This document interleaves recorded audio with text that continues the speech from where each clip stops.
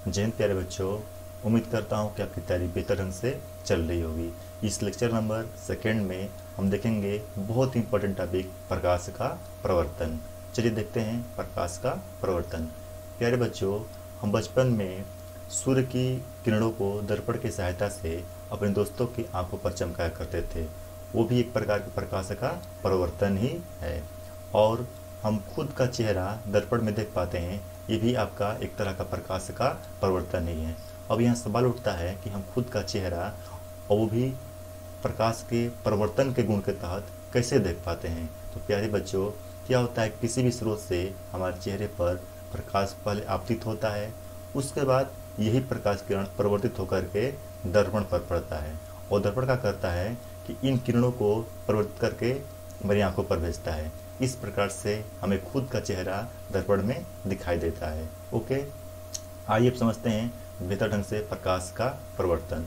प्यारे बच्चों, क्या होता है कि कोई भी किरण जब आ करके किसी चिकने अपारदर्शी तल से टकराती है तो टकरा करके पुनः वापस चली जाती है। इस पूरे प्रक्रिया को हम प्रकाश का प्रवर्तन कहते हैं। ओके, अब प्यारे बच्चों, जो किरण आती है उसे हम बोलते हैं आपतित किरण। क्या बोलते हैं? आपतित किरण।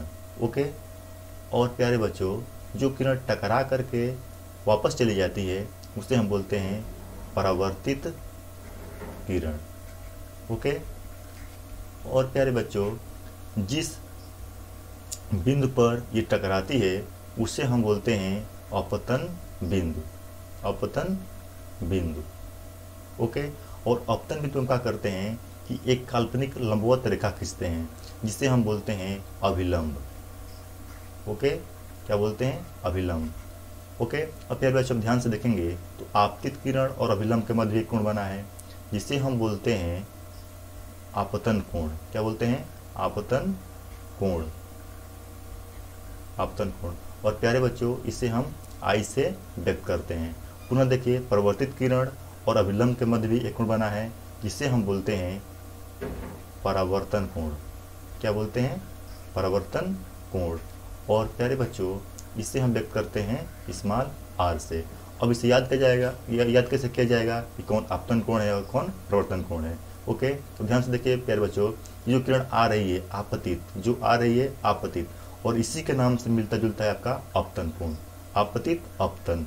पुनः देखिए, जो किरण परिवर्तित हो रही है, ओके, तो इसका नाम है परिवर्तित, और इसी से बना है आपका परिवर्तन। परिवर्तन परिवर्तित, परिवर्तन परिवर्तित। ओके, आगे देखते हैं प्यारे बच्चों डेफिनेशन इसका। समान माध्यम से आने वाली प्रकाश किरण जब किसी अपारदर्शी तल से टकराती है तो परिवर्तित हो जाती है। इसे क्या कहते हैं? प्रकाश का प्रवर्तन कहते हैं। ओके, देखिए प्यारे बच्चों, क्या हो रहा है कि किरण आ रही है एक समांग माध्यम से। अब समांग माध्यम क्या होता है? तो प्यारे बच्चों, मान लीजिए पूरा क्या आपका इस तल के ऊपर आपका पूरा हवा है। ओके, इसमें अन्य कोई कण नहीं है, तो क्या कहेंगे? यह एक समांग माध्यम है, क्योंकि सबके सब क्या आपके हवा है। और क्या हो रही है कि किरण उस समांग माध्यम से होकर के आ रही है और इस अपारदर्शी तल से टकरा रही है, और टकरा कर क्या हो जा रही है? परिवर्तित हो जा रही है।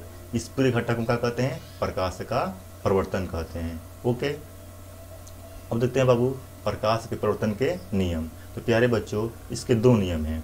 पहला नियम आपका है कि ये आपतित किरण और ये परिवर्तित किरण, और यहाँ पर जो था आपका अपतन, इस पर खींचा गया विलंब, तीनों के तीनों क्या होते हैं? तो एक ही तल में स्थित होते हैं। प्यारे बच्चों ध्यान से देखिए, ये तीनों के तीनों क्या है आपके? एक ही तल में स्थित हैं। ओके, अब सेकंड नियम है आपका कि अपतन कोण, यानी कि अपतन कोण आई और आपका परिवर्तन कोण आर, ओके, ये आपस में क्या होते हैं? सदैव बराबर होते हैं। यानी कि हम कह सकते हैं कि एंगल आई बराबर angle R. Okay, thank you प्यारे बच्चों, हम मिलते हैं नेक्स्ट क्लास में।